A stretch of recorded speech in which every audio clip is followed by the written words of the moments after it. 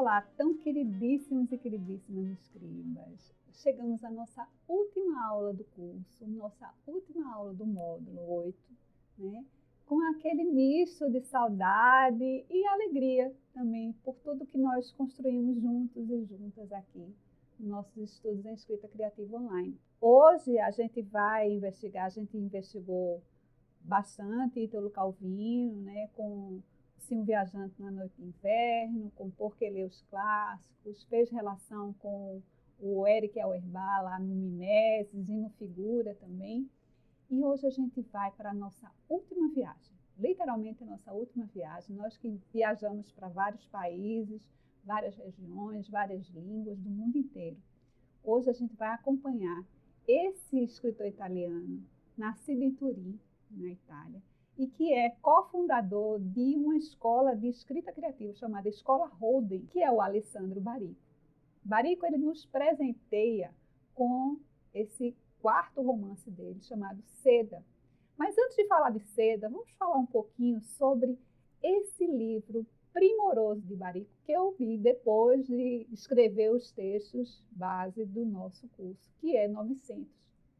900, ele trata da história desse menino, né, que nasce no navio em alto mar, nessas viagens da Europa para a América e vice-versa.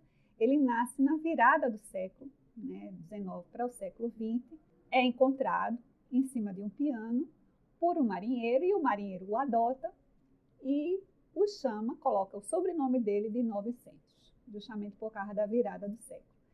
E 900 aprende, de alguma maneira, ele aprende a tocar piano e se torna um grande pianista. Só que ele nunca sai do navio, ele nunca toca os pés na terra, ele sempre está em alto mar. É uma história que eu acho que resume todo o nosso curso, essa nossa viagem, tanto literal quanto literária, que nós tivemos aqui nos estudos em escrita criativa online. Vamos falar um pouquinho sobre Seda, né? Essa viagem que o Hervé Joncourt, esse personagem, casado com uma mulher belíssima, vivia numa casa grandiosa. Ele fazia casulos de bichos de seda. Na época era um artigo raro, caríssimo, que era o tecido seda. E ele estava tudo muito bem, né? Mas em 1861, quando Flaubert escrevia Salammbô, quando Abraham Lincoln combatia lá na Guerra da Secessão, que ele não estaria vivo para assistir o final, acontece uma epidemia, atingindo até a África e a Índia, e os casulos são dizimados. E ele é obrigado a ir para o Japão, a empreender essa viagem super arriscada e longínqua, que é ir para o Japão, da França lá para o Japão, para poder obter mais casulos do bicho de seda. Então, assim, ele realiza aquilo que Michel Onfray nos colocou lá no módulo 7, esse desejo e esse medo da viagem, esse risco, né, de vida até da viagem, e que existe em cada um de nós. Essa luta contínua que nos gera movimento entre viajar e não viajar.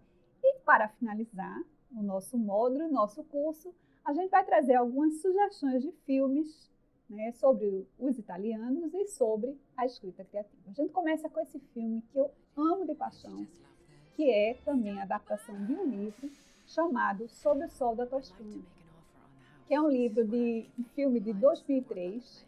Tem a Diane Lane como protagonista e a Sandra Oh também, ela participa do filme. E é um filme sobre uma professora de literatura que fazia críticas de livros, mas que gostaria de escrever o próprio livro e nunca tem coragem, tem condição, nunca tem tempo.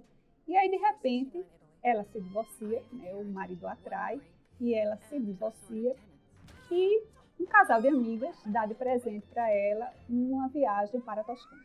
Quando ela chega na Toscana, ela comete a loucura de comprar uma casa. E aí, toda uma história, toda uma transformação de vida começa nessa viagem, nessa compra da casa, etc. Então, é um filme que super vale a pena assistir. Tem cenários maravilhosos, a Toscana belíssima. e tem também assim, a história de transformação dessa mulher, né? Dela se libertar, né? Das próprias amarras. Vale a pena vocês assistirem. A Vida é Bela. A gente já falou sobre esse filme lá no módulo do leste europeu, né? Quando a gente estava investigando os campos de concentração, aquela coisa toda, mas a gente trouxe para o módulo dos italianos porque é um filme que tem muito a ver com a Itália e com também esse lado lúdico, né? de criação do Roberto Benigni, que foi roteirista e também ator, né? Desse pai tentando proteger o filho dos horrores do campo de concentração. Então, ele cria histórias bem lúdicas para a criança, até engraçadas, para justamente proteger a sanidade mental do filho diante daquele horror do campo de concentração. O outro filme que vale super a pena assistir é O Nome da Rosa, do nosso Umberto Eco. Humberto Eco é o responsável pelos 15 minutos. Ele diz lá no pós-fácil ao Nome da Rosa, pós-escrito ao Nome da Rosa, que ele é o artista, né? O obstáculo, ele potencializa a criação. Então, quando a gente só tem 15 minutos para escrever, a gente dá o salto, a gente cria ideias, assim, tira ideias de dentro de nós que a gente, de outra maneira, não retiraria. O Nome da Rosa é um filme, né, com Sean Connery e que narra a história desse mosteiro, que é exatamente o mesmo roteiro, a mesma história do livro de Umberto Eco, que narra a história desse mosteiro que começa a acontecer mortes e o investigador, Sean Connery, o monge detetive, ele vai para o mosteiro para tentar descobrir a origem dessas mortes. É um filme que vale muito a pena assistir porque ele vai retratar também a Idade Média, aquelas cópias dos livros, né, que eram os copistas dentro dos mosteiros que copiavam os livros, né, a proibição dos livros que falavam sobre a comédia, né, de Aristóteles, etc. Então, é muito interessante, vale super a pena. Irmão Sol, Irmão Lua, gente, que filme lindo! É um filme de Franco Zeffirelli e que tem um cenário belíssimo, da Toscana também, de Assis, é a história de São Francisco de Assis, e narra a história dele, de Irmã Clara, né? Tem a música, que é tema do filme também, que é muito bonita, que ficou muito conhecida na época, e que super vale a pena também vocês assistirem.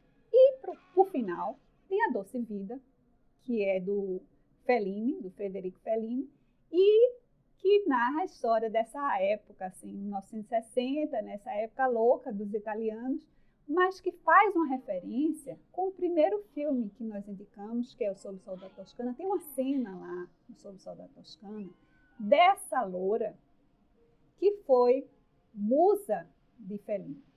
Né? Na adolescência dela, ela foi descoberta por Fellini e ela foi musa dele. E aí ela protagoniza uma cena com Marcello Mastroianni, eles estão na Fontana di Trevi e Silvia convida Marcello para entrar. Ela ébria convida Marcello para entrar na Fontana para ficar com ela. E a loura do Sob o Sol da Toscana, ela repete essa cena mais uma vez lá na pequena cidadezinha Cortona, lá na Itália. São filmes que estão relacionados, né? Eles conversam entre si e que valem super a pena ser assistido várias e várias vezes. Nosso último exercício de desbloqueio, eu estou com pena assim, de pedir para vocês, mas ao mesmo tempo alegria, porque eu sei que eu vou receber muita coisa boa, que é, a partir dos conceitos estudados no nosso 8º e último módulo ou nos anteriores, escreva em 15 minutos um conto, poema ou uma breve reflexão teórica que aborde ou que seja inspirado em temas, autores e obras apresentados durante os estudos em escrita criativa online em 2020. Gente, eu não tenho palavras para agradecer todo o incentivo, toda a força, todo o carinho que vocês me deram nessa caminhada, nessa viagem que nós empreendemos juntos, por vários países, por várias línguas, escritores, poetas, ficcionistas, teóricos, né, para alargar a nossa escrita, para darmos cada vez mais o salto e escrever cada vez melhor. Muito obrigada por tudo Espero que a gente continue juntos, né? O que virá em 2021, não sabemos, mas alguma coisa vai acontecer. Convido todos e todas a continuarem junto conosco. Até mais!